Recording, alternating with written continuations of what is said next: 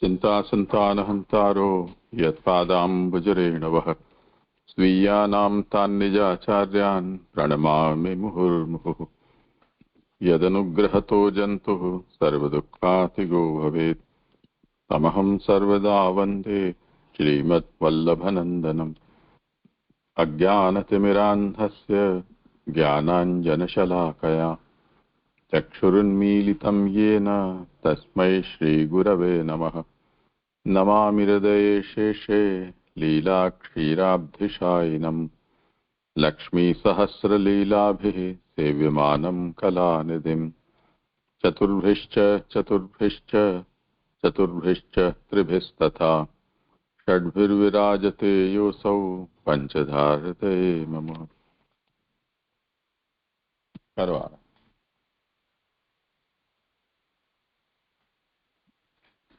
दंडवत प्रणाम।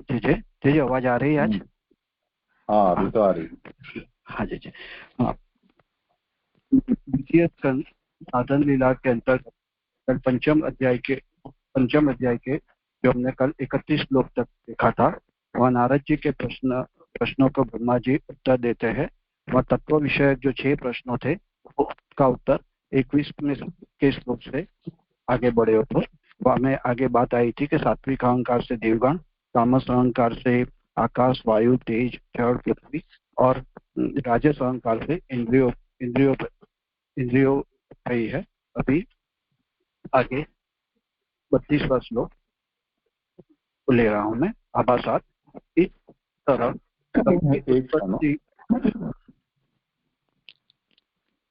कल का जो विषय था उसमें फिर कनेक्टिविटी की समस्या होने के कारण विचार किए बिना छोड़ दिया था। जो थोड़ा बहुत विचार हुआ वो पता नहीं सुनाई दिया अभी के नहीं। तो पहले किसी को उस विषय में कुछ करना हो क्लेरिफिकेशन तो वो कर लो, उसके बाद आगे बढ़े। ठीक है।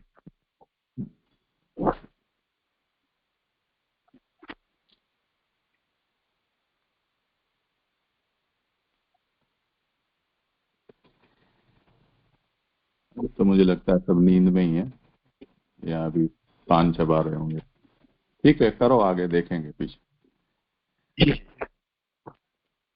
आभासात इस तरह सबकी उत्पत्ति कहकर इन सबको रहने का स्थान कहते हुए तत्वों से जो कार्य सृष्टि हुई उससे कहते हैं यदित असंहता भावा जितेन्द्रिय मनो गुणाः यदा आयतन निर्माणे न स्वीकु ब्रह्मवित्तम तथा संहत्य च अन्योन्यः अद्भुत शक्ति च चोदिताः सत्सत्वम् उपादाय च उभयम तत्सुजुष्पद। श्लोकार्थ बुद्ध, इंद्रिय, मन और शब्दादि गुण की वा देवगण में सब तत्व जब पृथक पृथक रहने से जिस भगवान के स्थान ब्रह्मांड बनाने में असमर्थ हो गए, तब हे ब्रह्मज्ञानियों के श्रेष्ठ नारद, भगवान की आज्ञा से ये सब आपस में एक दूसरे से मिले और कार्य कारण भाव को कि वह उच्च नीच भाव को प्राप्त होकर इन सब ने समष्टि व्यष्टि पिंड ब्रह्मांड दो तरह का घर यह ब्रह्मांड बनाया। व्याख्यात अभी आगे यदा ये असंहत को मैंने समझाते कहते हैं जहाँ तक ये चारों पदार्थ वे मिल के रहे। चारों पदार्थ माने जो मूड में जो भूत, इंद्रिय, मन और शब्द बतायो, चारों पदार्थ मिलके रहे, क्योंकि 3 भिन्न स्वभाव के गुणों से बने हुए थे। सत्व, रज, तम जो अलग अलग स्वभाव के हैं वो एक कैसे हो सकते हैं। यहाँ समझा रहे हैं कि जो इंद्रिय, मन, शब्द जो है वो सब भिन्न स्वभाव के गुणों से बने हैं। सत्व है, किसमें रजस है, किसमें तमोगुण है, वो सबके स्वभाव अलग अलग है। तो एक कैसे रह सकते हैं। इसलिए जब उनकी घर बनाने की सामर्थ्य न हुई तब भगवान ने उन्होंने प्रवेश कर प्रेरणा की। इस प्रेरणा से उन्होंने इस ब्रह्मांड को तैयार किया। ऐसा श्लोक का अन्वय है। तो पहले ये श्लोक क्या कह रहा है उसका अन्वय बता रहे हैं कि सब भूत इंद्रिय मन शब्द साथ में तो मिल गए, भी अलग अलग स्वभाव होने से उनको जो ब्रह्मांड बनाने की इच्छा थी, वो सामर्थ्य था, वो नहीं हुआ उनसे। तब भगवान ने प्रेरणा दी और इस प्रेरणा से उनको ब्रह्मांड तैयार किया। ये श्लोक का संबंध है, अन्वय है। अभी आगे समझा रहे हैं। पंच महाभूत इंद्रिय मन और देवगण, ये चारों अथवा गुण शब्द से रूप रस स्पर्श गंध और शब्द भी लेने। अभी मूल में जो श्लोक में बताया है, भूतानि इंद्रियाणि मनो गुण, ये चार बात बताई है, पंचभूत इंद्रिय मन और गुण। तो यहाँ पे जो गुण है, तो गुण में समझा रहे हैं कि जो गुण में एक तो आप देवगण भी ले सको, जो तीसरे श्लोक में देवता की बात करी है, या गुण शब्द से रूप रस स्पर्श गंध और शब्द भी लेने। वो गुण को दोनों मीनिंग बता रहे हैं, देवगण भी लो या आप गुण शब्द से ये रूप रस गंध शब्द भी लेने। भूत तामस आदि और शब्दादि तामस पदार्थ अंत में कहे, इनका कारण उनकी बहुलता होने से समझना। कि पहले भूत पंच महाभूत बताए, इंद्रिय बताई, मन बताया और गुण नामे शब्द बनाया। तो जो पंच महाभूत है और जो शब्द है, वो दोनों आदि और अंत में है, वो दोनों तामस है, और तामस की बहुलता होने से उसको आदि और अंत में बताया। और जो इंद्रिया वो राजस को प्रकार है, राजस से पैदा हुई है, राजस अहंकार का कार्य है, और मन है वो जो सात्विक अहंकार का कार्य, उसको बीच में लिया। इतना ही बता रहे हैं कि वही कि इसका भूत माने भूतानी और तामस जो आदि और आदि में, और शब्दादि तामस पदार्थ है, दोनों तामस ही है, उसको आदि और अंत में कहे और बाकी सबको, बाकी दो को बीच में रखे। वही क्योंकि उसमें कारण की बहुलता होने से ऐसा समझना। अभी जो यदा आयतन निर्माणे, वो समझाते कहते हैं, आयतन का अर्थ भगवान का शरीर, माने यह ब्रह्मांड। ब्रह्मवित्तम, ब्रह्मवित्तम नारद जी को संबोधन कर रहे हैं। संबोधन इसलिए किया है कि तुम सर्वज्ञ हो और इस विषय को समझ सके होंगे, यह सम्मति मिलाने के लिए। हाँ, माने ब्रह्मवित्तम जो शब्द है, वो ब्रह्मवित्त को मीनिंग वो संबोधन इसलिए कर रहे हैं कि आप ही सर्वज्ञ हो और ये विषय को आप समझ सके होंगे, यह सम्मति मिलाने के लिए। यहाँ तम स लिखा है, भी मूल में तम प फलंत वो प्रत्यय का नाम है। तो तम प्रत्यय भी भगवान के उत्कर्ष से तुम्हारी श्रेष्ठता है, यह दिखाने के लिए कहा है। जो वित्तम है, जो तमप है ना, वित्त और बाद में तम, तो तमप जो प्रत्यय है ना, उसको वो समझाते कहते हैं कि भगवान के उत्कर्ष से तुम्हारी श्रेष्ठता है, यह दिखाने के लिए यहाँ कहा है। अभी सदा संहस्त च अन्योन्य को समझाते कहते हैं, पूर्वोक्त सब पदार्थ भगवत शक्ति से आपस में मिले। अन्योन्य संहय को समझा रहे कि ये जो पूर्वोक्त जो पदार्थ की बात किए है, वो सब एक आपस में सब मिले। और चकार से यह भी सूचित किया, इन्हीं पदार्थों में कोई द्रव्य तो कोई उसका गुण भी बन गया। माने वो समझा रहे, जब वो आपस में मिले और उनने कोई उसमें से द्रव्य और कुछ माने अपना अपना गुण और भाव को वो आश्रित हो गए। माने जो राजस है, वो राजस जो इंद्रिय जो है राजस को गुण को आश्रित हुई, अपने अपने गुण और भाव को आश्रित हुए। माने चौ से यहाँ ऐसे समझा रहे कि मिले भी सही और आश्रित भी हुए, कभी भी आश्रित भी हुए। माने गुण भाव अपि आश्रित्य, माने चकारा से गुण और भाव में मापन आश्रित हुए भी, तो भी कुछ काम हुआ नहीं। तब क्या हुआ, तब भगवत शक्ति समझाते कहते, भगवत शक्ति शब्द से यहाँ भगवान की आज्ञा शक्ति समझना। इस आज्ञा शक्ति के ने तत्वों को प्रेरणा की, माने च उदिता का समझा रहे हैं कि वो आज्ञा शक्ति ने तत्वों को प्रेरणा दी तब उन्होंने सत असतपने को स्वीकार किया। सत असत्वम उपादाय को समझाते कहते हैं, अब यहाँ सब साथ में हो गए, सबने अपनो गुण भाव को भी आश्रित कियो, तो भी वो यहाँ पे कुछ भी नहीं बना। तब भगवान की भगवत शक्ति से, भगवान की प्रेरणा से वो उन्होंने सत असतपने को स्वीकार किया। सत असतपने से आचार्य समझा रहे, अर्थात कोई ऊंचा तो कोई नीचा बना, कोई कार्य हुआ तो कोई कारण हुआ, कोई सद्ब्रह्म हुआ तो कोई असत जगत हो गया, अथवा कोई प्रकाशित रहा तो कोई अप्रकाशित हुआ, छिप गया।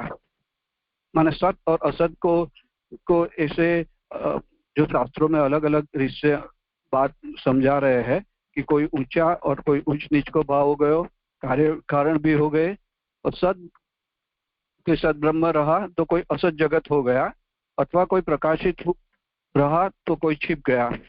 यहाँ एक मुझे एक शंका हो रही थी कि यहाँ ऐसे समझाया है कि कोई सद ब्रह्म रहा तो कोई असत जगत हो गया।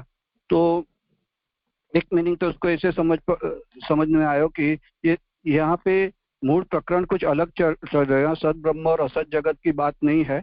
यहाँ पे जैसे सत और असत कैसे यूज होते हैं शास्त्र में, वो एक समझ मुझे आई। दूसरी जब मूड में देखियो तो तभी यहाँ पे ऐसा बताया था, सत असत उच्च जीवत्व कार्य कारण भाववाह, माने सत तत्व असत को मीनिंग समझा, उच्च नीचत्व और कार्य कारण भाववाह। बाद में सत ब्रह्म असत जगत, बाद में यहाँ पे सेमी कॉलन से कर रहे हैं प्रकाश अप्रकाश भाववाह। तो एक मीनिंग वहां पे तो सत असत को तीन बता रहे, एक तो उच्च और नीचत्व, कार्य कारण भाव, और जो सत ब्रह्म है वो स्वयं प्रकाशित है, और जो असत जगत है वो स्वयं प्रकाशित नहीं है, वो भाव लेना। मुझे जो यहाँ सत ब्रह्म असत ब्रह्म का सेमी कॉलन कियो है और बाद में वहां नहीं लिखियो है, अथवा नहीं लिखियो है, सेमी कॉलन से मुझे इसको अर्थ ऐसो स्फुरायमान हो रहे है कि जो सत ब्रह्म है वो स्वयं प्रकाशित है और असत जगत है वो अप्रकाश भाव है। वो जे आप करेक्ट करना कि ये सोच करेक्ट है कि नहीं, अभी आगे कर रहे हो। अभी हाँ, सत ब्रह्म जगत हो गया। इस तरह अनेक प्रकार की अवस्था को स्वीकार करके किसी मत में इसको पंचीकरण भी कहा है।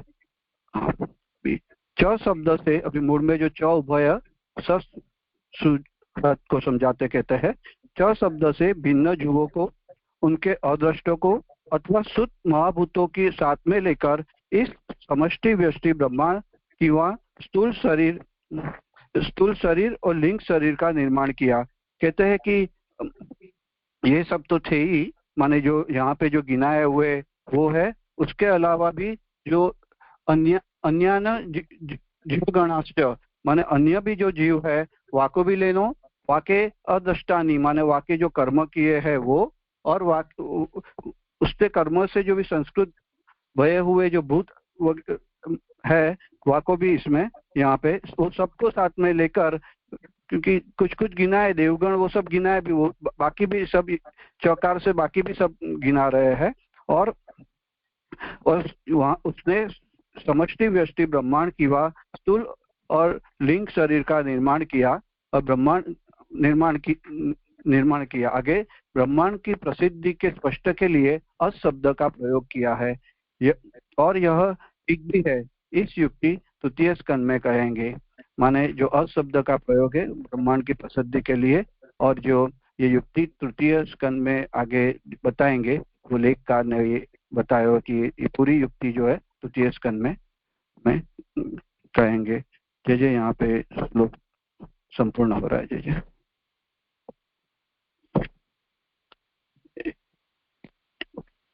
जी, प्रणाम। जय जय जी जी। एक तो वो आगे का जो श्लोक था वो आपने बोला, लेकिन वो सब तुरंत स्फूर्त नहीं हुआ उसमें। जी उसका ये क्वेश्चन था आगे वाला कि उसमें जो बुद्धि का जो हमने अद्रव्य देखा था कि बुद्धि का द्रव्य है, श्लोक को तो ले लें ऐसे ही बुद्धि की तरफ हाँ, ये तो अच्छा ये श्लोक ले लो। जी पहले इसको ले लो, बाद में देखेंगे। जी जी जी। ये जो श्लोक है उसमें वो 2-3 क्वेश्चन ऐसे, हाँ बोले। उसमें ऐसे क्वेश्चन था कि यहाँ पे ये जो अर्थ आ रहा है उसमें समष्टि, व्यष्टि और फिर ब्रैकेट में पिंड ब्रह्मांड ऐसा लिखा है। तो ये व्यष्टि का पिंड ब्रह्मांड ऐसा मीनिंग है? करो समाधान। वो यहाँ बोर्ड में तो समष्टि वृष्टि ब्रह्मांड, समष्टि का ही होना चाहिए ना। हाँ हाँ इसको ही लेना पड़ेगा, क्योंकि बोर्ड में तो समष्टि वृष्टि ब्रह्मांड की वह स्थूल शरीर और लिंग शरीर का निर्माण क्या, वही बात आ रही, तो वही लग रहा है। तो वो दोनों के लिए ले ऐसे ही पिंड ब्रह्मांड, समष्टि व्यष्टि दोनों के लिए पिंड ब्रह्मांड ऐसे लेना है, ठीक है ना? धन्यवाद प्रणाम जीजे। जी इसी पर मेरा एक प्रश्न था जीजे कि यहाँ पे जो यानी समष्टि व्यष्टि ब्रह्मांड किंवा स्थूल शरीर और लिंग शरीर का निर्माण किया ऐसे समझाया, और जीजे पूर्व श्लोक में ऐसा आया कि यानी इंद्रिय मन बुद्धि आदि का वहां पे निर्माण हुआ। तो वो ये नहीं समझ में आया कि वो जो पूर्व श्लोक में जो निर्माण बताया वो क्या यानी वो शरीर के बाहर कैसे, क्योंकि शरीर तो बाद में उत्पन्न हुआ, लिंग इंद्रिय और मन बुद्धि तो पहले ही उत्पन्न हुए। ये थोड़ा दीजिए स्पष्ट नहीं हुआ। करो समाधान। नहीं, वहां पे तो राजस अहंकार का कार्य से इंद्रिय, और तामस अहंकार का कार्य और सात्विक अहंकार का कार्य, वो सब बनाए और सब कुछ एक बार सब कुछ बन गया। भी जब सबको साथ में मिलके जब ये ब्रह्मांड की इच्छा भई, और तब ये तो क्योंकि सबके अलग अलग रोल थे, माने तो उससे ब्रह्मांड की रचना नहीं रही थी, टोटालिटी में नहीं बन रहा था। तो इसलिए बाद में भगवान की आज्ञा शक्ति से सबने अपने रोल में कुछ चेंज ओवर किया, माने कुछ अव्यवस्था थी, वो अव्यवस्था को छोड़ के सब व्यवस्थित किया, और उससे भगवान की प्रेरणा से वो यहाँ से ब्रह्मांड, स्थूल और लिंग शरीर का निर्माण किया। तो वो तो दोनों बात में थोड़ा सा अंतर है, क्योंकि यहाँ अयत निर्माण जो की बात जो आई है ब्रह्मांड के निर्माण की, वो बात है। वहां तो सृष्टि बनने की, क्योंकि मूल में एवं सर्वेशा सृष्टि उक्त्वा तद अधिष्ठानत्वम, माने अभी सृष्टि की तो बात आगे तक आ गई, कई अभी उसको अधिष्ठान रहने की जो जगह है, वो उसमें सब तत्वों की जो कार्य सृष्टि है उसकी बात इस श्लोक से शुरू हो रही है। तो उतना अंतर लग रहा है यहाँ से युत्थानी का पढ़ने से।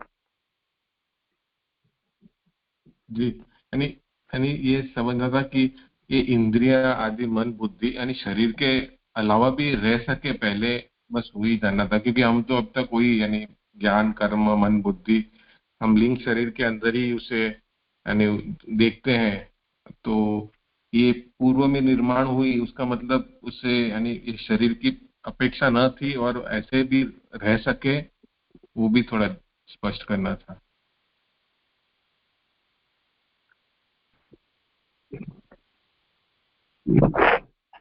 मुझे तो इसमें इतना पर्याय लग रहा है, और किसी को कुछ? हाँ देख लो, पहले तो जो क्रम बता दिया ना कि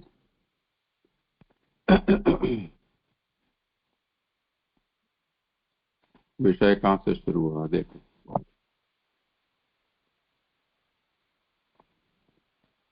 महत तत्व से हम इसको शुरू हुआ माने, वैसे तो उससे पहले का प्रकरण चल रहा है। तो महतस्तु विकुर्वाणाद रजस सत्वोपब्रह्मिता तम प्रधानात् स्वभवद द्रव्य ज्ञान क्रियात्मक सोहंकार प्रोक्त। सबसे पहले महत से अहंकार की उत्पत्ति हुई, जो 3 प्रकार का बताया, और वहां द्रव्य शक्ति, क्रिया शक्ति और ज्ञान शक्तिमान वो हुआ, वो तामस, राजस और सात्विक प्रकार का हुआ। उसमें जो तामस है उसको भूतादि कहा है, उससे आकाश पैदा हुआ, और उसकी मात्रा, शब्द, ये पैदा हुए। उन पंचभूतों का क्रमशः है यहाँ पर, और उनकी पंच मात्राएं, ये सब तामस अहंकार से पैदा हुए, वो बताए। ये 27 से लेकर ये पूरा हुआ विषय। 28 से और आगे विषय चला, जिसमें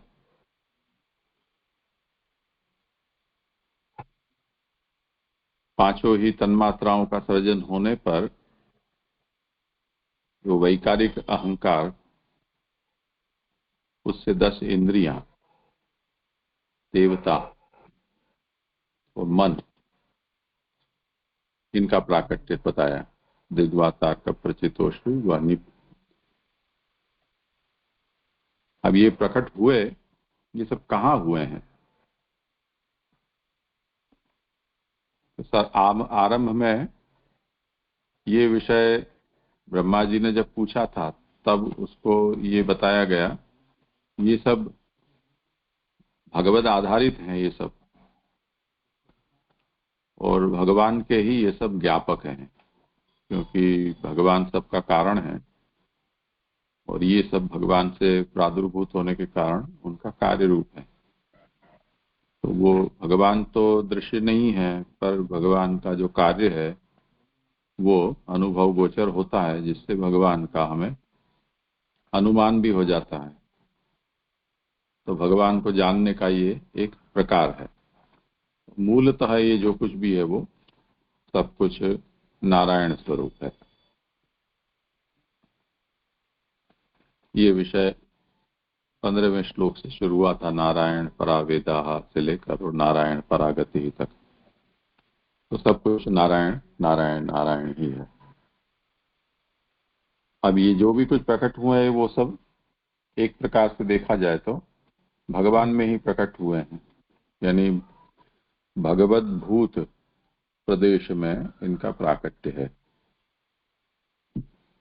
तो जैसे यहाँ 32वें श्लोक में ये कहा कि ये सब असंहता भावा, ये सब असंहत थे, यानी ये कंसोलिडेटेड नहीं थे, असेंबल्ड नहीं थे।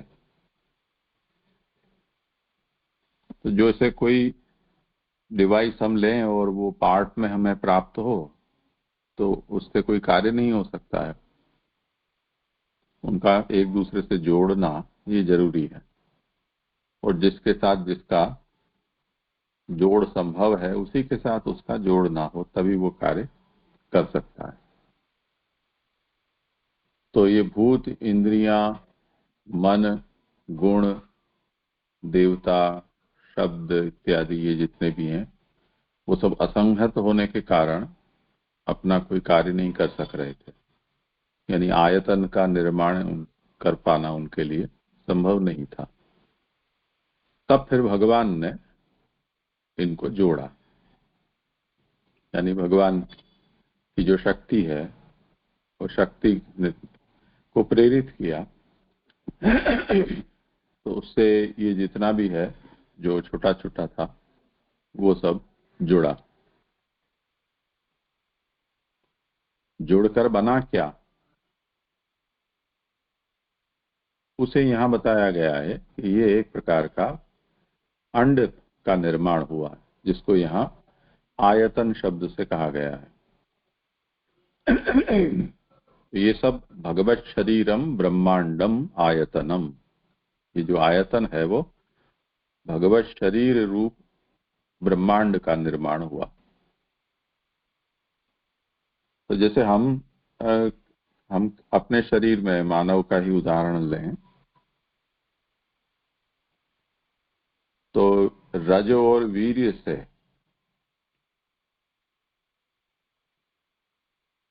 मानव का निर्माण होता है प्राथमिक, पर केवल उतना ही पर्याप्त नहीं है, उसको वैसा वातावरण मिलना चाहिए। तो माता के गर्भ में रज और वीर्य दोनों एक दूसरे में मिलते हैं, तो एक सूक्ष्म शरीर बन जाता है, परंतु मानव शरीर के रूप में पूर्ण रूप से विकसित होने के लिए उसको एक वातावरण चाहिए, पोषण भी चाहिए। अब वो सब बिखरा हुआ है, मानो कि गर्भ प्राप्त हो भी गया, पर उसको सप्लाई भी तो चाहिए ना। तो अंगों के और उपांगों के निर्माण के लिए जितने जितने भी तत्व उनको आवश्यक हैं, वो उनको प्राप्त होने चाहिए। वो अगर प्राप्त नहीं होते हैं तो वो अल्प विकसित हो जाता है या विकलांग हो जाता है, अथवा वो मृत हो जाता है। तो ये सब इनको भगवान ने मिलाया, इसलिए अन्योन्यम संहत्य, एक दूसरे के साथ संहत्य यानी मिलित्वा, मिलकर, वो मिलकर भगवान की शक्ति से प्रेरित होकर ये जो अंड है उसका निर्माण हुआ। ये जो अंड है वो इन सब का एक संघात है, जिसको समष्टि कहा जाता है। तो ये तो ब्रह्मांड जो है वो पूरा भगवत शरीर रूप ही है।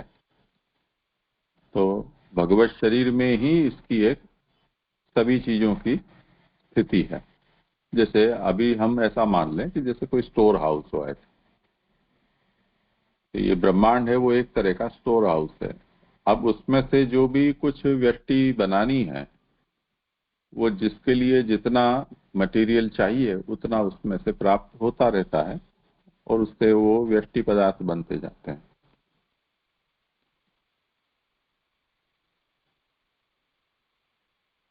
अब ये आयतन ऐसा है कि जो आयतन सभी व्यष्टियों को भी अपने में समाकर बैठा हुआ है। अभी भले ही वो व्यष्टि के रूप में पहचाने जा सकें, उस स्थिति में वो नहीं है,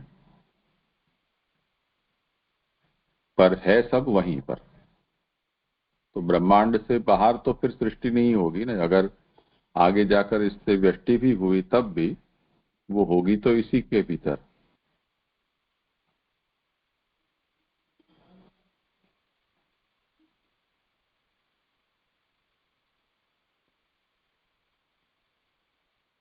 ठीक है। और जी जी जी, अच्छी तरह से हुआ समाधान।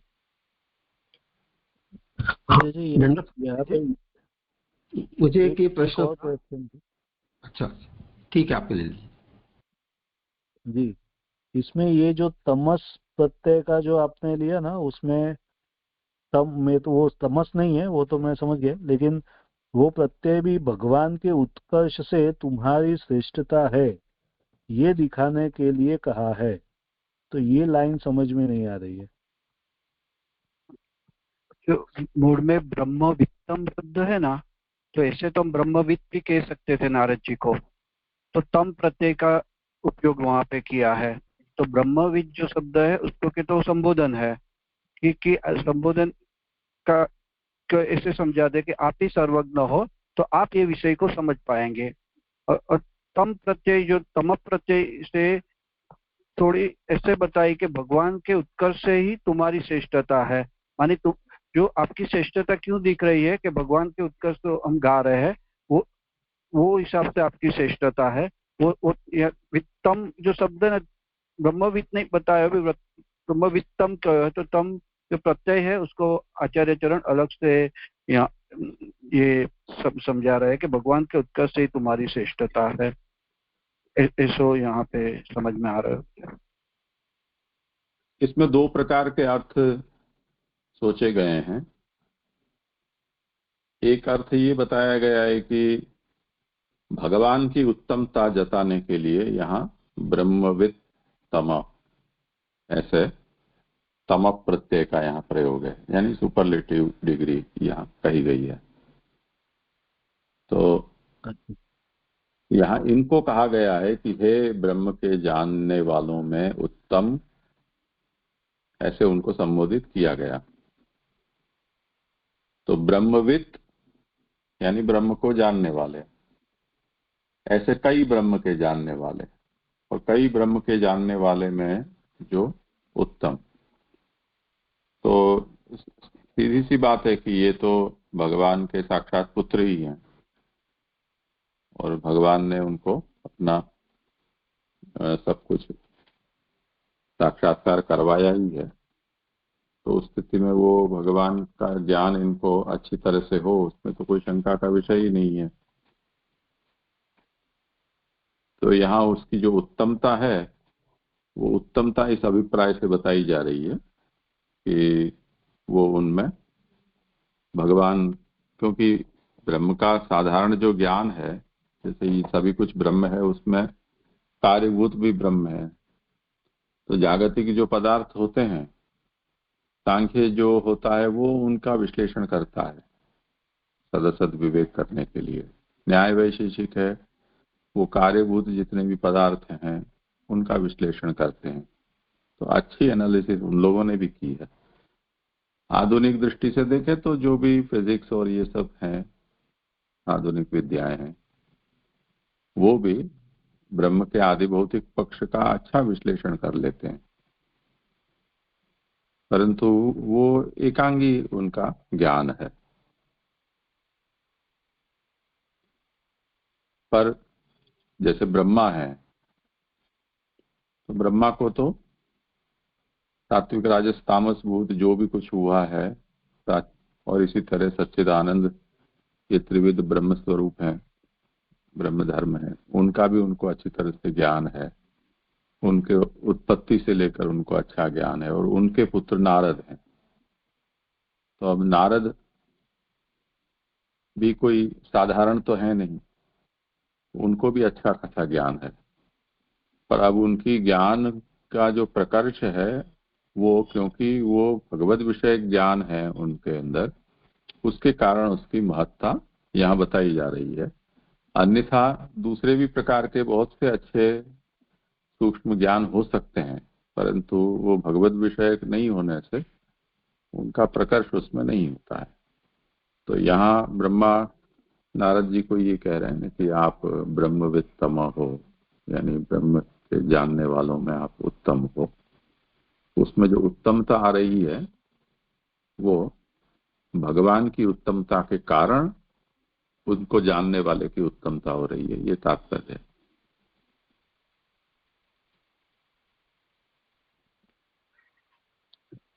जी जी, सुंदर समझाया जी आपने। और कोई विषय हुआ समाधान जी? दंडवत प्रणाम जी। ये जो अंत में आया च शब्द से भिन्न जीवों को, उनके अदृष्टों को अथवा शुद्ध महाभूतों को, ये जो बात आई, तो अदृष्ट का आपने जैसा समझाया कि उनके पूर्व कर्मों को भी साथ में लेकर भगवान, ये तो प्रथम षष्ठी है की बात आ रही है शायद यहाँ पर। तो ये अदृष्ट कैसे फिर यहाँ, ये थोड़ा सा कंफ्यूजन हो रहा है। करो समान। जो जीव गणा जो जो शब्द है उसको समझाते कहते हैं कि भिन्न जीवों को, उनके अदृष्टों को, माने जो जीवगण है वाकई कुछ कर्म जो उनने कुछ किए हैं उसके कार्य, और संस्कृत माने वो कार्य से जो संस्कृत भये हुए पैदा हुए पंच शुद्ध महाभूत है उसको साथ में लेकर चाहिए। तो आपको प्रश्न ऐसा है कि ये पहली बार ये सृष्टि पैदा हुई है, तो उनके कार्यों को कैसे ले, वो आपको प्रश्न है। हाँ, आपका स्पेसिफिक प्रश्न में समझ गया कि जो पहली बार सृष्टि है तो उसके कार्य कैसे हो सके। तो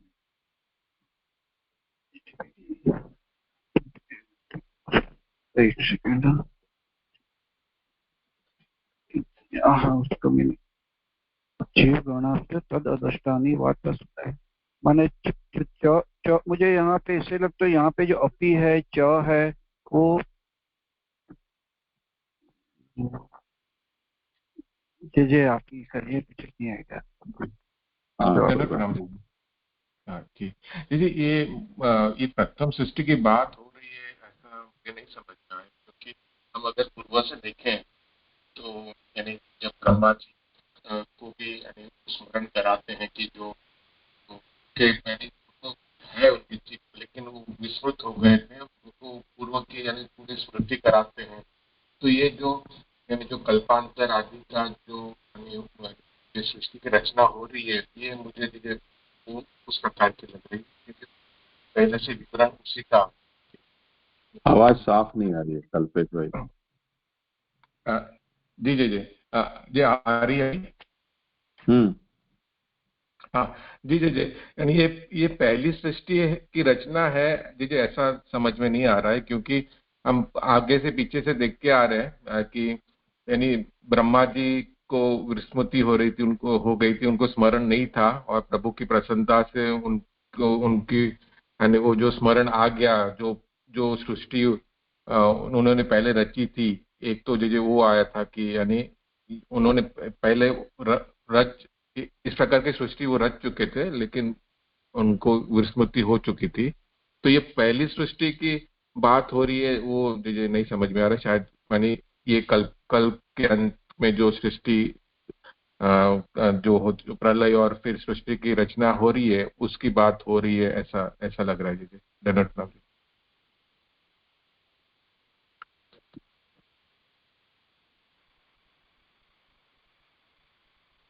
नहीं ठीक है वो तो, पर इनका जो प्रश्न है उसका ये अंश तो अभी भी उत्तर में नहीं है ना, कि सृष्टि की रचना भले दोबारा हो रही है, पर जीव जो हैं वो पहले जो सर्जे गए हैं वो ही हैं या नए हैं।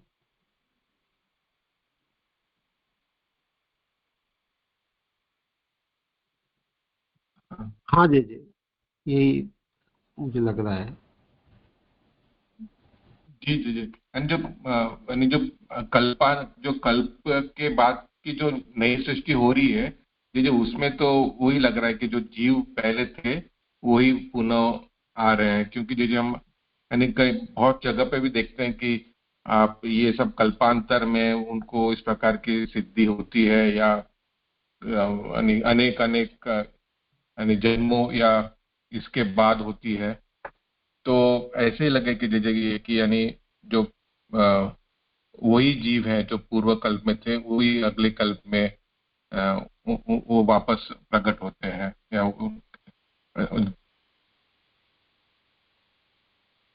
देखो ऐसा है कि इसको समझने की एक पद्धति है, उसको ध्यान में ले लो तो हर बार ये आप लोगों को भी काम आएगी, सबको काम आएगी।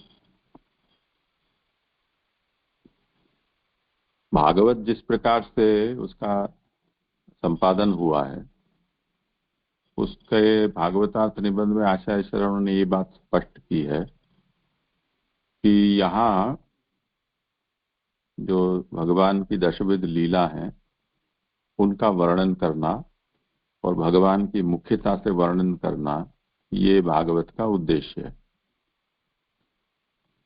इसलिए जो दशविध लीला है वो जब जहां हुई उनमें से उन अंशों को निकालकर यहाँ एक साथ जमाया गया है सर्ग विसर्ग इत्यादि क्रम से।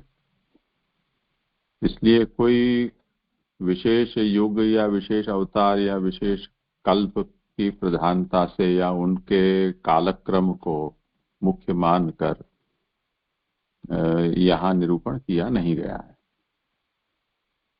तो हमें लीलाओं के क्रम में आगे पीछे यानी डिसऑर्डर काल के क्रम में हमको दिखाई देता है। वो दिखाई देना अज्ञानवश नहीं है, पर ये काल के क्रम से कोई इतिहास लेखन करना हो ऐसा इसका उद्देश्य नहीं है, पर विषय को स्पष्ट करना उद्देश्य है। उसके कारण आगे पीछे हुई घटनाओं को भी आगे पीछे वर्णित कर दिया गया है। इसी तरह जो घटना हुई नहीं है उसका भी वर्णन कर दिया गया है, यानी होनी है उसका भी। हाँ जी जी, अभी स्पष्ट हुआ। अब यहाँ जो नारद जी को कह रहे हैं ब्रह्मा कि सदसत्वम उपादाय चोभयम ससृजुर्हृदः।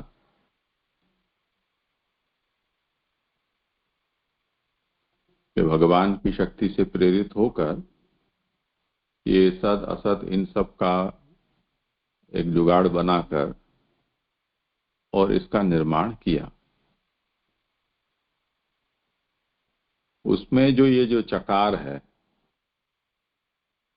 अब ब्रह्मा जो नारद को कह रहे हैं उसमें तो ब्रह्मा ने सिद्धांततः जो सृष्टि समझा दी, उसमें उन्होंने इस चीजों को तो कहा नहीं है कि ये अदृष्ट का संस्कार, अदृष्ट का यहाँ समझना अर्थ, या अन्य जीव समूह को समझना है, या संस्कृत भूतों को समझना है, या स्थूल लिंग शरीर को समझना है। ऐसा तो यहाँ कुछ भी वो नहीं बोल रहे हैं, उभयम पद का केवल प्रयोग कर रहे हैं। अब नारद जो समझे सो, ब्रह्मा तो उभय दोनों ऐसा कहकर छूट गए हैं। पर सृष्टि जितने प्रकार की होती है, प्रथम हो चाहे द्वितीय हो या कोई भी क्रम की क्यों नहीं हो, यहाँ तो सृष्टि क्या है वो समझाना है ना। तो महाप्रभु यहाँ अपनी ओर से इसको स्पष्ट कर रहे हैं कि यहाँ भले ही ब्रह्मा का यदि प्रथम सृष्टि हो ऐसा हम माने तो उसका अर्थ कुछ और होगा, यदि द्वितीय सृष्टि होगी तो उसका अर्थ ये होगा। इसलिए जो अथवा अथवा से विकल्प बता रहे हैं वो इसी अभिप्राय से है कि भाई आपको पीछे दूसरी सृष्टि को समझने के लिए कहीं दूसरे पन्ने पलटने न पड़े, यहीं आपको वो बात समझ में आ जाए कि ब्रह्मा का दूसरा दिन हुआ तो जैसे कल्पक्षये पुनस्तानी कल्पादौ विसृजाम्य, हम भगवान कहते हैं कि कल्प पूरा होता है तो उनका मैं विसर्जन कर देता हूं और कल्प के आदि में उनका, दूसरे कल्प के आदि में फिर से मैं उनका सर्जन कर देता हूं। तो जिनका विसर्जन किया उन्हीं का पुनः सर्जन मैं कर देता हूं। तो उसमें ये होगा कि जो जीव हैं पहले सर्जे गए थे, अब कल्पांत में उनका विसर्जन हो गया, अब दूसरे कल्प में फिर से उनको सर्ज दिया। तो अब जब दूसरे कल्प में उनका फिर से सर्जन हुआ तो पहले कल्प वाले उनके जो अदृष्ट हैं यानी कर्म संस्कार जो हैं उनका क्या, तो जैसे वो हिसाब में किसी चीजों को हम फॉरफिट कर देते हैं, तो ऐसा कर दिया है तब तो फिर उनका कुछ बचा नहीं, तो नए नवी गोड़ी नवो दाव गुजराती में बोलते हैं, उस तरह से नया कल्प है तो सब कुछ नया ही नया, ऐसा भी हो सकता है। तो ऐसा ही समझो कि फ्रेश सृष्टि है, उनमें सब कुछ ताजा है, कुछ भी रिसाइकल्ड नहीं है। और अगर प्रभु की ऐसी इच्छा है कि नहीं हमें इस बार ऐसा नहीं करना है, पुराना जो जिसका हिसाब है वो जहां तक रहा था वहीं से दूसरा दिन हमें आगे बढ़ाना है, तो ऐसा भी हो सकता है। तो वो सब संभावनाओं को ध्यान में लेते हुए ब्रह्मा ने नारद को चाहे जो कोई भी अभिप्राय से कहा हो, पर ये ऐसी सब सृष्टियां होती हैं उसको यहाँ स्पष्ट कर दिया है, इसलिए वहां अथवा अथवा पद दिया है। मुख्य अभिप्राय प्रथम दे दिया गया है।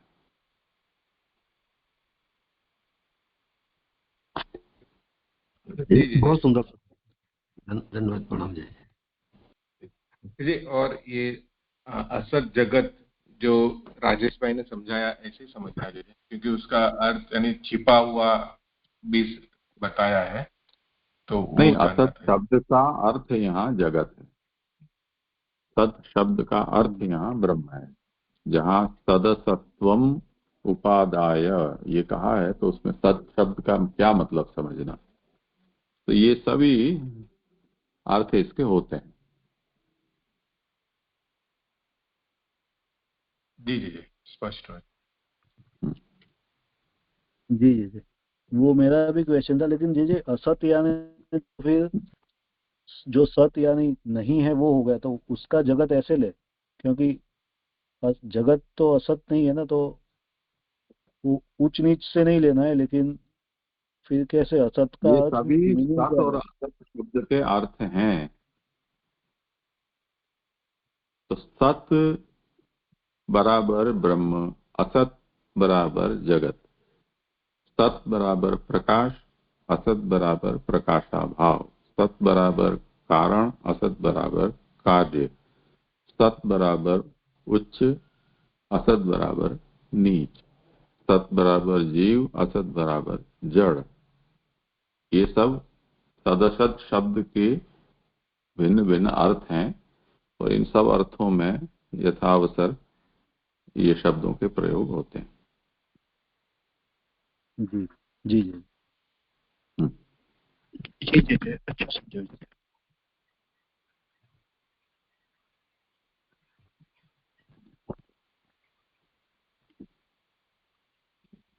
आगे मेरा क्रम है जी, मैं शुरू करूं? हाँ करो। हाँ, 34 और 35 श्लोक का आभासात शुरू करता हूँ। आभासात: इन तत्वों ने ब्रह्मांड तैयार किया, वह भगवान का घर हो गए जावे, इसलिए भगवान ने उसमें प्रवेश किया कहना चाहिए। पर यह प्रवेश क्यों किया, इसका कारण कहते हैं। मतलब पिछले 32 और 33 श्लोकों में जो हमने देखा कि पंच महाभूत, इंद्रिय, मन आदि ये जो सब पृथक पृथक थे, तो ब्रह्मांड रूपी घर बनाने की उनमें सामर्थ्य नहीं हुई।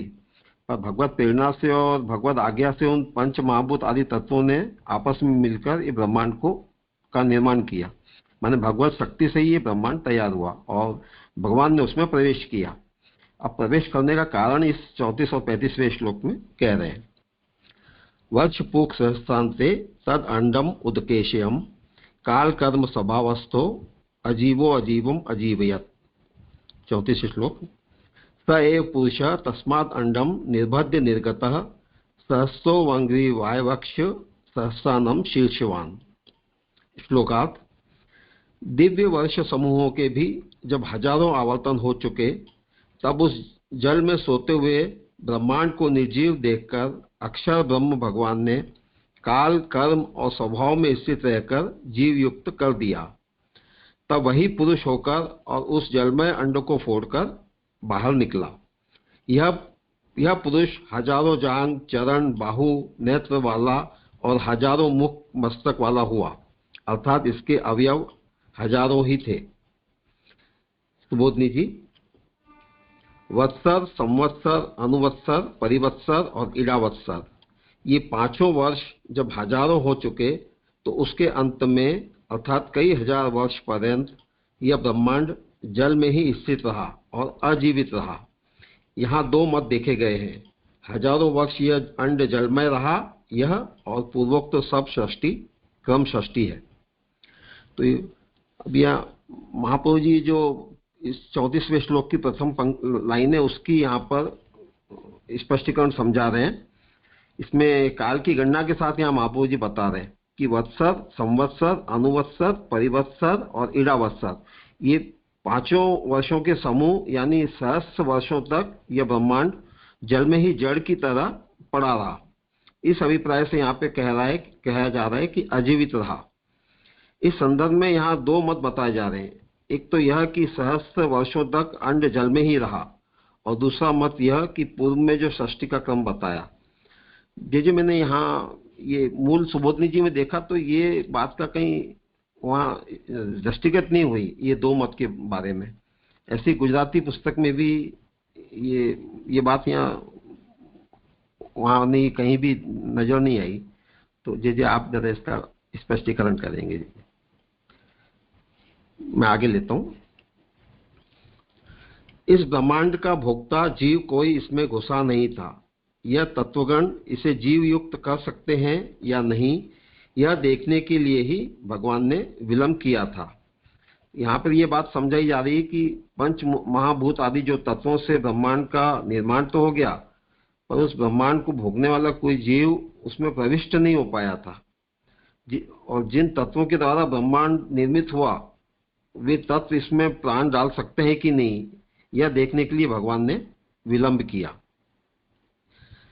आगे पर जब भगवान ने देखा कि अब इससे आगे भी यदि इसे जल में रखा जाएगा तो इसके तत्व भी जल में लीन हो जाएंगे, यूं समझकर जिस भगवान ने जीव का रूप नहीं लिया था उस भगवान ने इस निर्जीव ब्रह्मांड को जीव युक्त कर दिया, अर्थात अपने एक स्वरूप से उसमें घुसकर प्राण आदि को भी ब्रह्मांड में लगा दिया। तब ये अंडा विराट भगवान और प्राणों से युक्त होकर पुरुष शब्द से कहने लायक हो गया। अब यहाँ कह रहे हैं कि वो भगवान ने जब तब विचार किया कि कई हजार वर्ष तो व्यतीत हो गए और आगे भी अब ये अंड यूं ही जल में ऐसा रहेगा, तो वे जो जिन तत्वों से ये बना है, ये पंच महाभूत आदि तत्व जो है, तो वो भी जल में विलीन हो जाएंगे। तो यह सोचकर भगवान ने वो जड़ ब्रह्मांड में प्राणों को स्थापित कर उसको जीवयुक्त कर दिया। माने भगवान स्वयं उस ब्रह्मांड में प्रविष्ट हो गए और पुरुष शब्द से वाच्य हो गए, जिन्हें ब्रह्मांड पुरुष या विराट पुरुष के नाम से जाना गया। अब आगे, तब उस पुरुष ने अंडे के जल को किंवा जल भाव को किंवा अंड कटा को फोड़कर अपने आप को और उस अंडे को पृथक पृथक कर दिया। वास्तव में अंडावस्था को छोड़ पुरुष होकर अपनी अवस्था के अनुकूल व्यवहार करने लगा। तो यहाँ ये बात बता रहे हैं कि जैसे एक पक्षी अंड कटा को फोड़कर बाहर आ जाता है और अंडे से अपने आप को पृथक कर लेता है, तो उसी तरह से विराट भगवान भी ब्रह्मांड रूपी कटा को फोड़कर बाहर आ गए। तो उसमें यहाँ पे कोई पक्ष ऐसा बताता है कि अंड को फोड़कर बाहर आए, कोई अंड कटा को फोड़कर निकले, ऐसा कहते हैं। कोई कहता है कि ब्रह्मांड की जो छाल है उससे स्वयं को पृथक कर निकले। तो यहाँ महाप्रभु जी बता रहे हैं कि वस्तुतः तो अंड भाव का त्याग कर पुरुष भाव को ग्रहण कर सबको सुख हो, इस तरह से ब्रह्मांड पुरुष विचरण करने लगे। अब आगे, इसका वह पुरुष रूप वर्णन करते हैं, सहस्त्रों अंघ्रि इत्यादि, जिसके हजारों ही जांग, चरण, बाहु, आंख आदि अवयव थे और हजारों ही मुख थे और उनमें उसी के अनुरूप हजारों मस्तक भी थे। सहस्त्र शीर्षा पुरुष, इस वेद वाक्य के अर्थ भाग में जो स्वरूप कहा है वैसा भगवान हो गया, सर्व जगत रूप हो गया। तो ये ऋग्वेद के ये पुरुष सूक्त में ये कहा गया है कि सहस्त्र शीर्षा पुरुष सहस्त्राक्ष सहस्त्रपाद। उसी बात को यहाँ 35वें श्लोक के उत्तरार्ध में सहस्त्रों अंघ्रि इस पद से ब्रह्मा जी व्यक्त कर रहे हैं कि उस विराट पुरुष के हजारों मुख, हजारों जांग, चरण, बाहु, आंख आदि अवयव हैं और उन्हीं के अनुरूप हजारों मस्तक वाला वह विराट पुरुष हो गया, माने सर्व जगत रूप वह हो गया।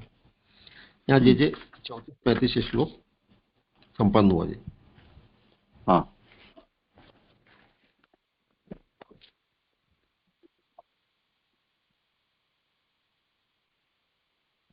करो बोले। हाँ जी जी ये उन्होंने जो प्रश्न पूछा था दो मत के बारे में,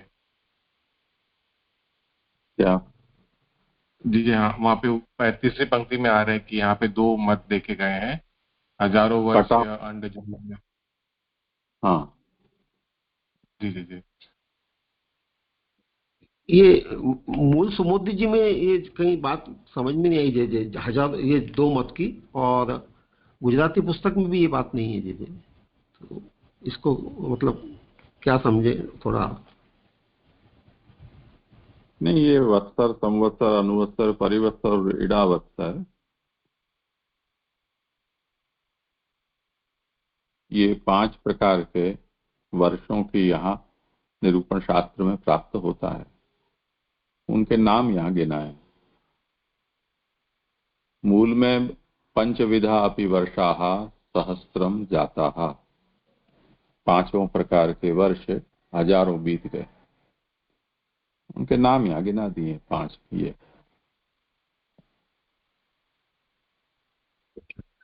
नहीं जी आगे ये तीसरी लाइन में ये बात कही है कि यहाँ 2 मत देखे गए हैं।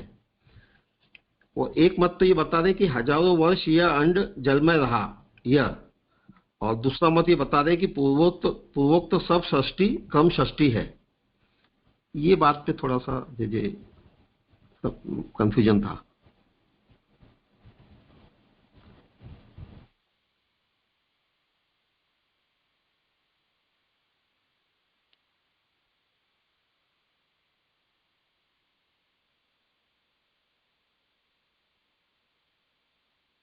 हाँ, मूल में तो इस विषय का नहीं है, पर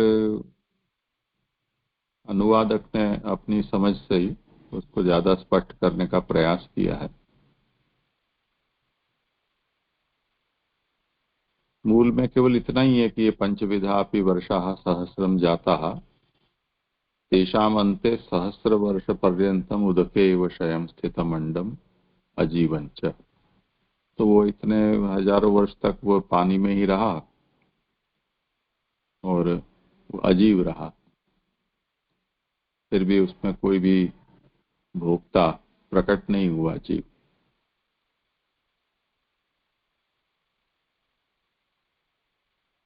तो अतः परम उदके स्थितम विलीनम भविष्यति। अब अगर अधिक समय तक जल में रहा तो उसी में पिघल जाएगा। इसलिए जो भगवान है उन्होंने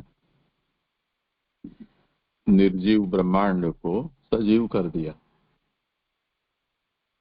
उसके लिए भगवान स्वयं भी उसमें प्रविष्ट हुए और प्राण भी अपने उसमें आपने योजित कर दिए।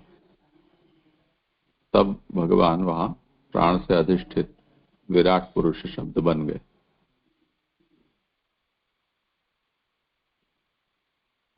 जो दो पक्ष हैं वो अंडम निर्भिद्य ये शब्द का प्रयोग यहां कर रहे हैं कि सएव पुरुषः तस्माद अंडम निर्भिद्य निर्गतः। तो किसका भेदन करके और वो पुरुष निकला? तो ब्रह्मा यहाँ अंडम निर्भिद्य, अंड का भेदन करके आप उसमें से निकले, ऐसा लिखते हैं। और कहीं कटाह का भेदन करके निकलने का वर्णन आता है। और कुछ लोग जो कटाह का जो पक्ष है उसी में इतना और करते हैं कि कटाहाद गोलकम पृथक कृत्य निर्गत। तो ये समय समय पर इसके अलग अलग वर्णन प्राप्त होंगे। भागवत में ही इनका वर्णन आता है। तो वो है जैसा है, तो कभी कभी ऐसा करते हैं भगवान, कभी वैसा करते हैं। पर यहाँ जो निरूपण है उसमें ये आज्ञा करते हैं कि वस्तु तो अंड भावम परित्यज्य पुरुषो भूत्वा यथा सुखम परिवर्तते इति युक्तम। तो यो अंड भाव का त्याग करके और पुरुष रूप आप हुए हैं।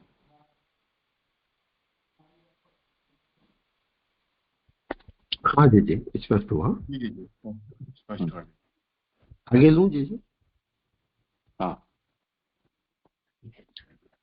श्लोक 36 का आभासात, यही भगवान सबका आधार है सो कहते हैं। हमने जो 35वें श्लोक में जिन विराट भगवान का पुरुष रूप से प्रागट्य देखा, तो वही भगवान सबके आधार है। इस बात को ये 36वें श्लोक में कह रहे हैं। यस्य हाव अवयवे लोकान कल्पयन्ति मनीषिणः कट्यादिभिः अधः सप्त सत्तोर्ध्वं जगनादिभिः। श्लोकार्थ, जिसके अवयवों की योगी लोक रूप से कल्पना करते हैं, कटी आदि को लेकर 7 लोक नीचे और जगन भाग को लेकर 7 लोक ऊपर की तरफ। सुबोधनी जी, इतने पर्यंत यत् सृष्टम और यत् रूपम, इन दोनों प्रश्नों का उत्तर दिया।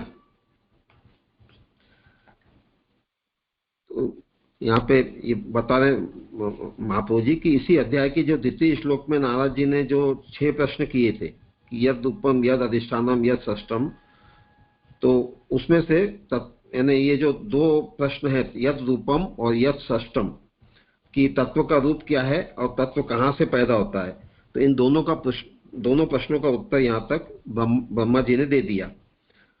मूल श्लोक में जो प्रयुक्त यस्य पद है उससे ये आशय यहाँ पे महाप्रभु जी समझा रहे हैं।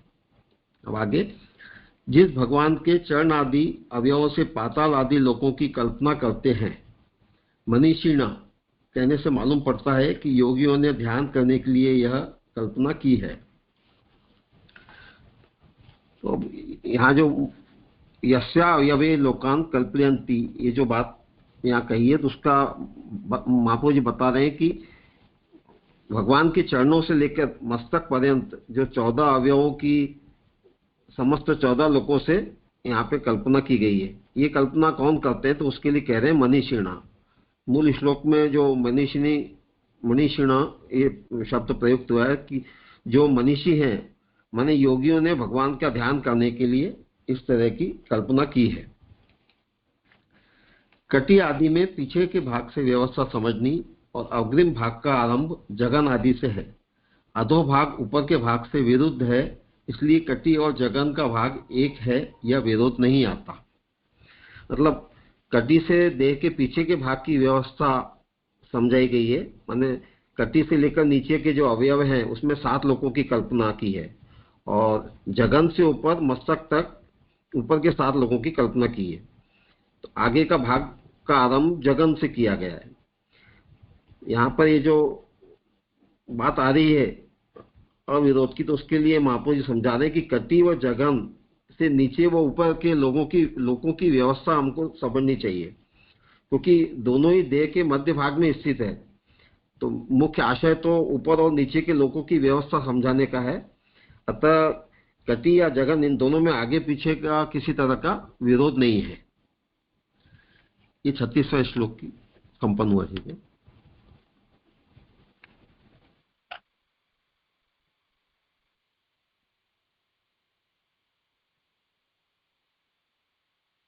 ये जो लास्ट में जो बात आई ना, वो विरोध की बात मालूम नहीं पड़ी, वो स्पष्ट करिए ना जरा।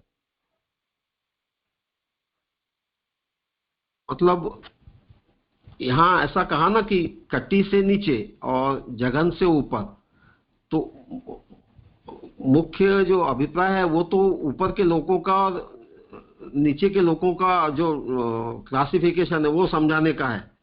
लेकिन अब कटी पीछे के भाग में रहती है, कमर पीछे के भाग में रहती है, और इसलिए वो मुझे ऐसा लगता है कि समझाने के लिए वो यहाँ पे कटी का जो आया है शब्द, समझाने के लिए कटी से नीचे के भागों को समझना है और जगन से ऊपर के भागों को समझना है।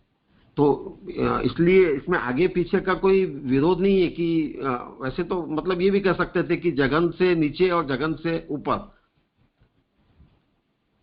और यहाँ जो कटी शब्द वापरा है तो उसके लिए यहाँ पे महाप्रभु जी ये स्पष्टीकरण कर रहे हैं कि ये आगे और पीछे की व्यवस्था है, बाकी मुख्य आशय तो ऊपर और नीचे का, ऊपर के अंगों में 7 लोग और नीचे के अंगों में 7 लोग, इस तरह से ये व्यवस्था समझनी है, ऐसा मुझे लग रहा है। यानी यो जो पीछे के भाग की व्यवस्था समझ, यानी जो नीचे के जो 7 जो है लोक है वो पीछे के भाग में है, और जगन से जो आगे की बात है वो आगे के भाग में है। ऊपर की अग्रिम जो भाग है वो आगे के भाग से, ऐसे बताना चाह रहे हैं। हाँ, जैसे कटी पीछे रहती है इसलिए उस तरह से उसको समझना है, और जगन पृष्ठ सामने के भाग में है, तो उस तरह से समझना है कि वो कटी से ऊपर नीचे के लोगों को समझना है और जगन से ऊपर के लोगों को समझना है। मुझे इतनी स्पष्टता हो रही है इसकी।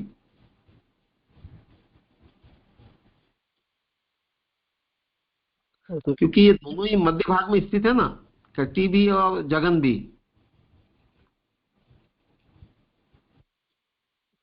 इस तरह से इनमें आपस में विरोध नहीं है, ऐसा यहाँ बता रहे हैं। आगे जे स्पष्ट करेंगे।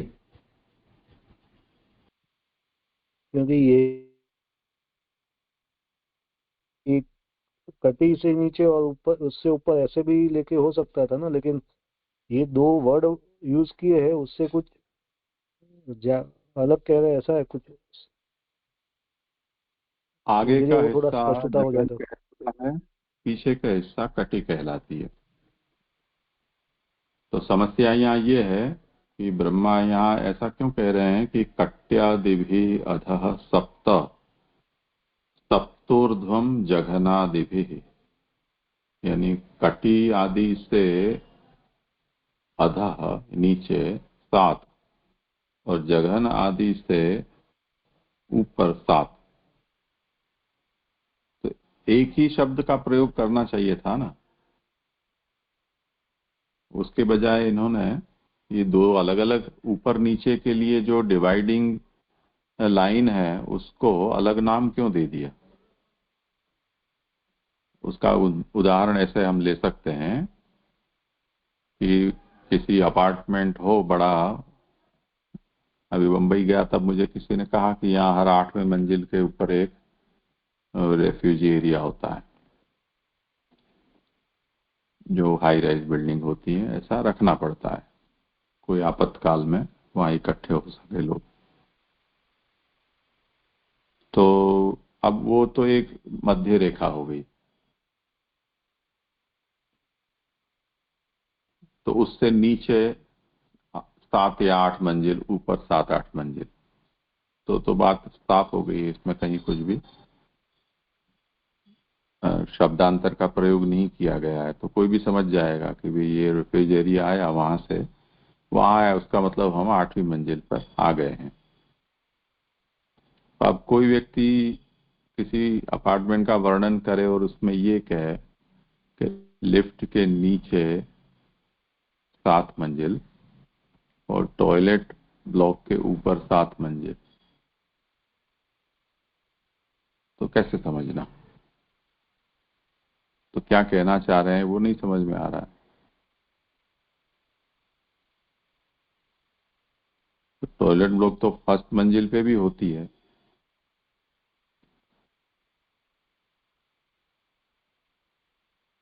तो इसे यहां समझा रहे हैं कि ब्रह्मा यहाँ इसलिए ऐसा कह रहे हैं कि उनके कहने में कोई विरोध इसलिए नहीं है कि जो जघन है उससे विमुख उल्टी ओर कटी कहलाती है। तो आगे से दर्शन करने पर जो स्वरूप बनता है वो, और पीछे से दर्शन करने पर जो स्वरूप बनता है, उसमें दोनों ओर से हमें समझना है कि साथ साथ लोक की गणना है। ये मध्य का हिस्सा है। तो जगन से लेकर और कटी पर्यंत सर्कमफ्रेंस में हम उसको देखें तो इतना जो एरिया है वो मध्य है, ऊपर 7 नीचे 7, ऐसा समझना।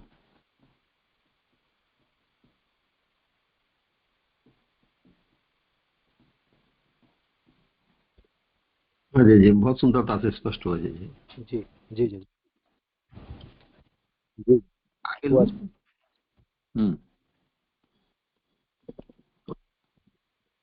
श्लोक 33 का आभासात।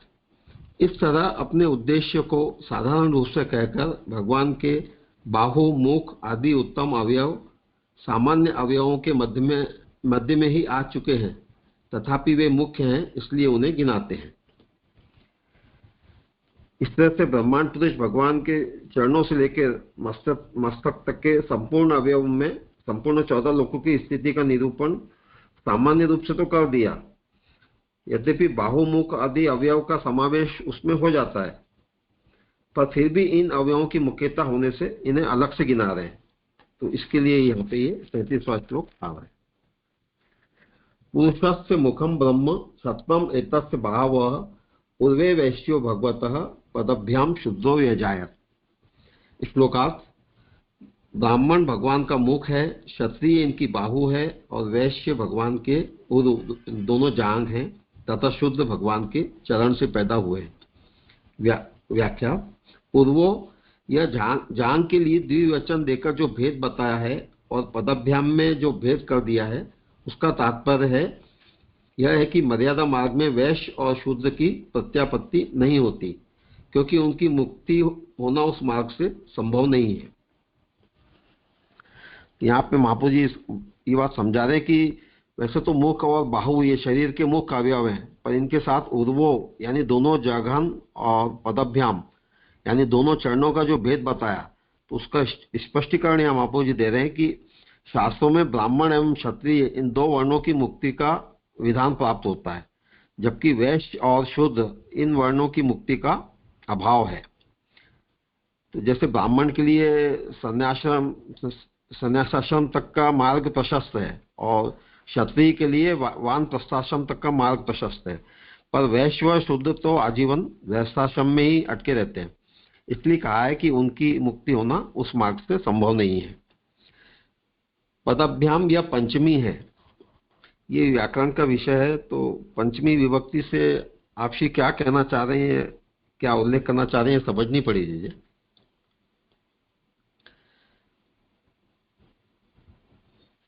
ये ब्राह्मण आदि चारों वर्ण उन कार्य के अधिकारी पुरुष हैं और मानी ही जातियों के अधिष्ठाता देवता रूप हैं। तो इस तरह से ब्राह्मण, क्षत्रिय, वैश्य और शूद्र ये चारों वर्ण अपने अपने कार्यों के अधिकारी, ये बात बता रहे हैं। ब्राह्मण को अध्ययन अध्यापन का अधिकार है, क्षत्रिय को प्रजा रक्षण का, वैश्य के लिए व्यापार वृत्ति और शूद्र के लिए सेवा वृत्ति है। तो इन चारों वर्णों के अधिष्ठाता देव यानी आदि भौतिक देव भगवान के उन अवयवों में स्थित है, ये बात यहाँ पर समझाना है। यहाँ पर जे 37वें श्लोक का संपूर्ण हुआ। ये पदभ्याम या पंचमी है, इतना कहा है, तो इससे क्या जे स्पष्ट करना चाह रहे हैं, समझ में नहीं आया मुझे। भ्याम जो है ये तीनों में उसका प्रयोग होता है।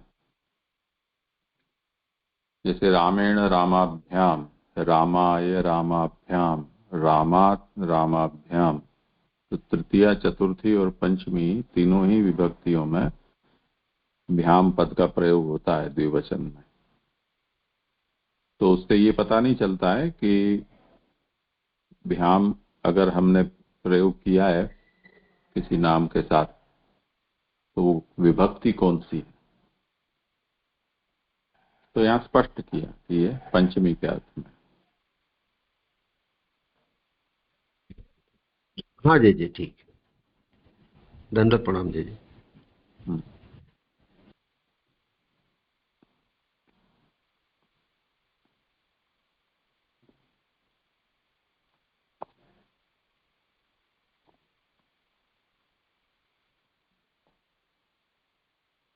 दंडवत प्रणाम जी। आगे मेरा क्रम। अच्छा, आज ये है मैत्री का।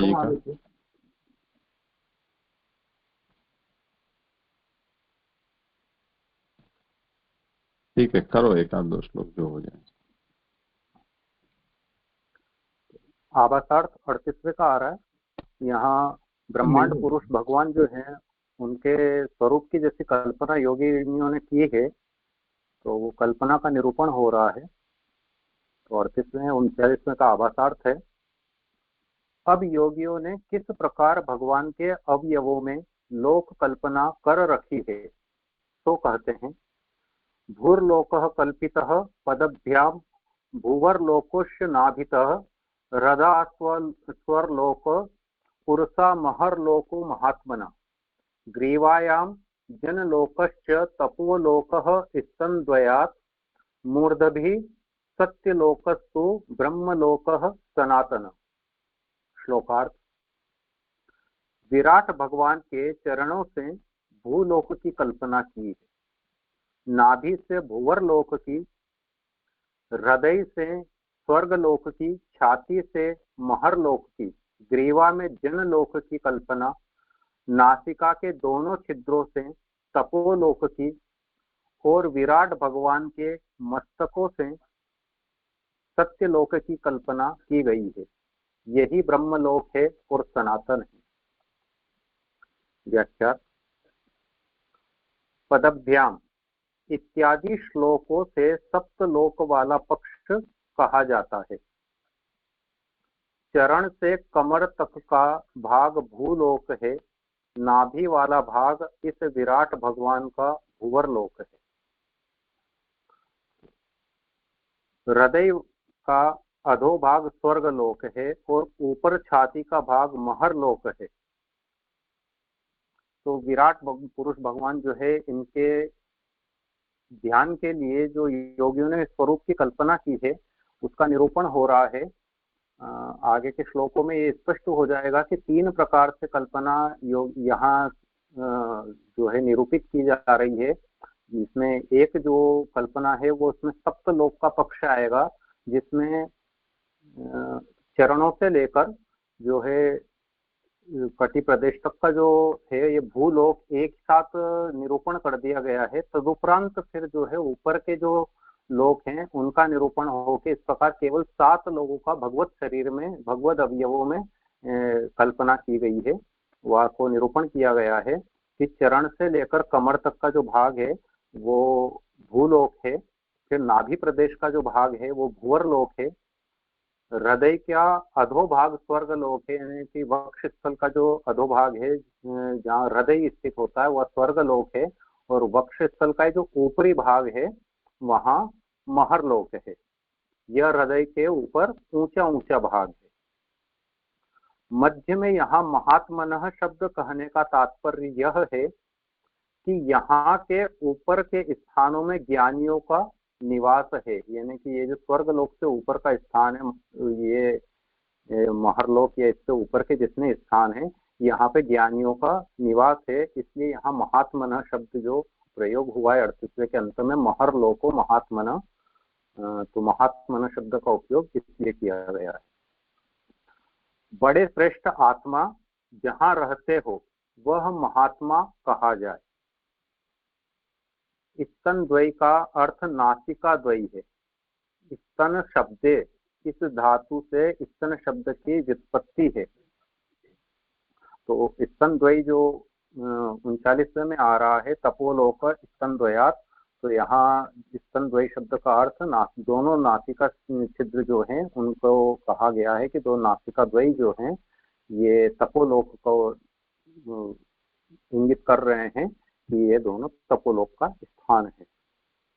और मूर्धा से सत्यलोक को कहा है, यानी कि जो भगवान का श्री मस्तक है वहाँ सहस्त्र शीर्षा पुरुष वाला जो सूक्त है वेदवाक्य, उससे जो सहस्त्रों मस्तक विराट पुरुष के माने गए हैं, तो जितने भी मूर्धा हैं, जितने भी मस्तक हैं वो सत्यलोक का स्थान माने गए हैं। तू शब्द इसलिए दिया गया है कि अन्य मत में जो लोक कहे गए हैं वे यहाँ नहीं समझने चाहिए, यानी कि जो महाप्रभु जी ने यहाँ ये परिकल्पना हमारे सामने प्रस्तुत की है, इसके अलावा यदि किसी मत में किसी प्रकार के कल्पित कल्पना की गई है लोगों की तो वो यहाँ नहीं समझनी चाहिए, इसलिए यहाँ तू शब्द का प्रयोग किया गया है। ये 38वां 39वां समाप्त हो गया। हाँ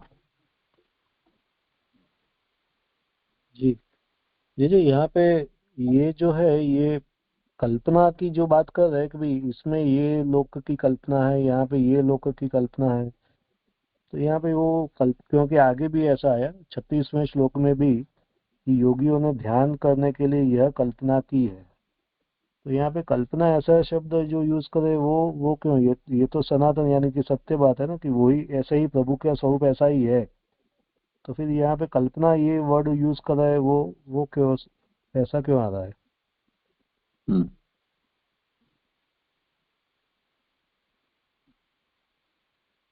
जैसा अभी अपन ने पूर्वोक्त श्लोकों में देखा, संपूर्ण ब्रह्मांड की काल कर्म स्वभाव और त्रिकोणात्मक पदार्थ अहंकार का उस काल कर्म स्वभाव से मिलन के बाद जो उत्पन्न विकार उत्पन्न हुए तो पंचभूतादि इत्यादि से जो पूर्वोक्त श्लोकों में संपूर्ण ब्रह्मांड की उत्पत्ति और उसके बाद जीव और जीव युक्त जब ठाकुर जी ने प्रवेश करके वह ब्रह्मांड को किया तो ये सारी उत्पत्ति अपने को निरूपित हुई है। तो इससे ये तो है कि सब कुछ भगवान ही है और भगवत स्वरूप ही है, भगवान के ही स्वरूप में ये संपूर्ण सृष्टि स्थित है, ये तो स्पष्टता है। तो कल्पना शब्द का उपयोग मेरे विचार से यहाँ इसलिए किया है कि इतने विराट स्वरूप के प्रत्यक्ष दर्शन तो किसी भी योगी को इस प्रकार से नहीं हुए होंगे। केवल जिस प्रकार की अनुभूति, जिस प्रकार का ज्ञान ये विभिन्न शास्त्रों के माध्यम से या इस भागवत व आदि शास्त्रों के माध्यम से योगियों को प्राप्त हुआ है, तो उस ज्ञान के आधार पर वो उस विराट स्वरूप का केवल हृदय में आह्वान कर सकते हैं, और वो कल्पना ही कर रहे हैं कि किस प्रकार से उस विराट पुरुष का ध्यान किया जाए कि वो जो है जैसा निरूपण शास्त्रों में ग्रंथों में हुआ है उसको वो जो है साक्षात्कार रूप में उसको प्राप्त कर सके, देख सके। तो इसलिए वो उस प्रकार का ध्यान कर रहे हैं ताकि वो कल्पना का विषय बन रहा है। मुझे ये समझ आ रहा है। कल्पना शब्द के कई अर्थ होते हैं, यथावसर उसका अर्थ निकालना होता है। सामान्यतया कल्पना मन का विषय मानी जाती है लोक भाषा में। क्या आपको ऐसी कल्पना क्यों आई, आपने क्या कल्पना की, तो मन में क्या सोचा, विचार के रूप में कल्पना शब्द का हमारे बोलचाल की भाषा में प्रयोग होता है। संस्कृत में ये अर्थ भी एक है, परंतु दूसरे अर्थ है रचना करना या किसी का आयोजन करना। ये भी संस्कृत में कल्पना शब्द का अर्थ होता है। तो जो 7 लोक ऊपर 7 लोक नीचे और वहां कल्पयंती मनीषिणः ये कहा है, तो मनीषी लोग उस विराट पुरुष के स्वरूप का ध्यान करते वक्त इस प्रकार से कल्पना करते हैं, यानी सोचते हैं, भावना करते हैं, ये उसका मतलब होता है। और जब भगवान ने इनको बनाया तो जैसे भूर्लोकः कल्पितः पद्भ्याम, ये जो कहा है तो यहाँ इसका मतलब है उसकी रचना की, उसको बनाया, उसका आयोजन किया।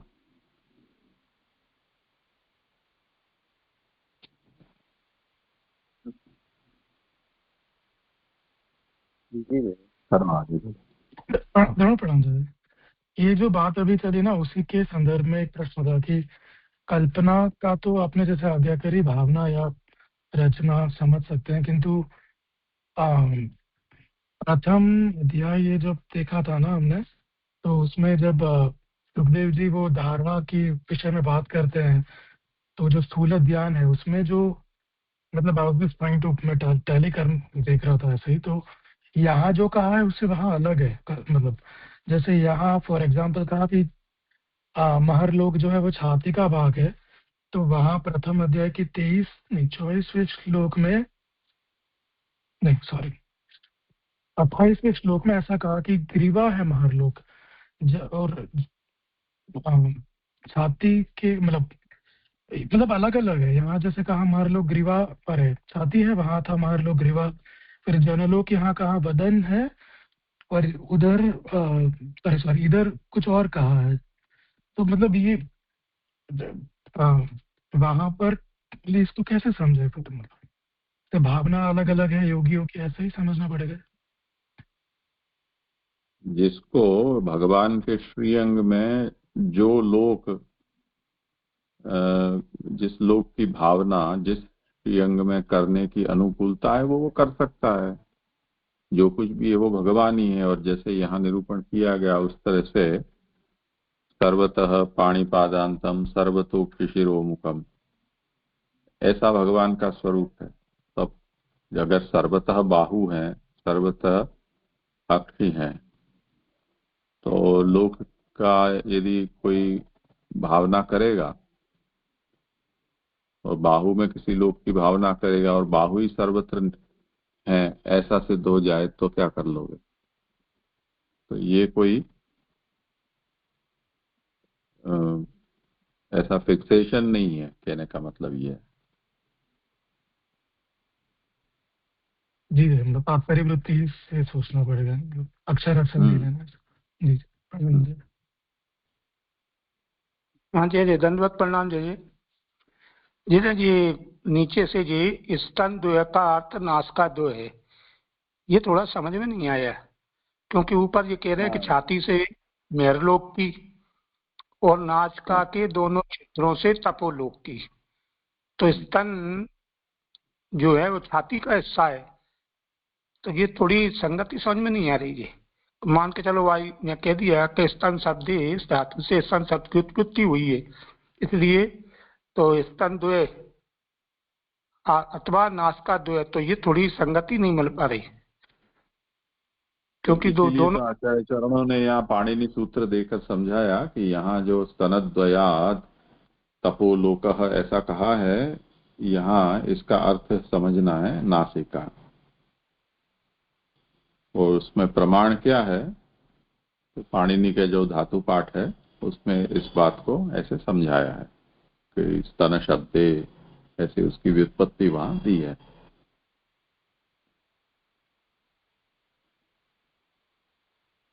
हाँ ठीक है जी।